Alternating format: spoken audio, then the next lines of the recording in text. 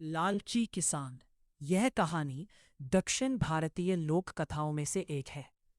यह एक किसान की कहानी है जो एक गांव में अपनी पत्नी के साथ रहता था। उनके पास एक छोटी सी जमीन थी जहां वे सब्जियों की खेती करते थे और उन सब्जियों को बाजार में बेच देते थे। गांव में एक सरोवर के पास एक मंदिर बना हुआ था। गांव के लोग सरोवर की देवी को मछली और सरोवर किनारे लगे पेड़ के आम चढ़ाते थे। इसलिए सभी को अपने स्वार्थ के लिए पेड़ और झील का उपयोग करने की मनाही थी। एक दिन किसान मंदिर को पार कर रहा था और उसने देखा कि पेड़ से बहुत सारे रसीले आम लटके हुए हैं। उसने चारों ओर देखा और पाया कि आसपास कोई नहीं था।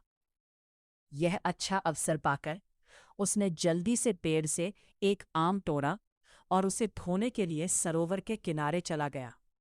जैसे ही वह सरोवर में गया, उसने देखा कि कई मछलियां तैर रही हैं। उत्साहित किसान सरोवर से आधा दर्जन मछलियां पकड़कर खुशी खुशी घर वापस चला गया।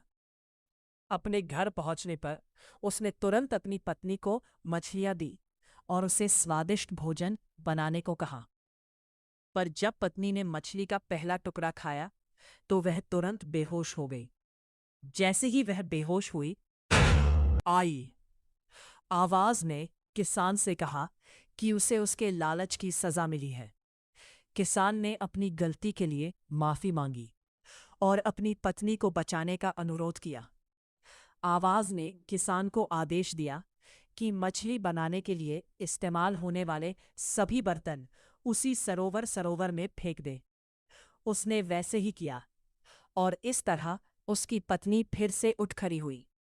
यह कहानी हमें कभी भी चोरी न करने और हमेशा नेक रास्ते पर चलने की सीख देती है।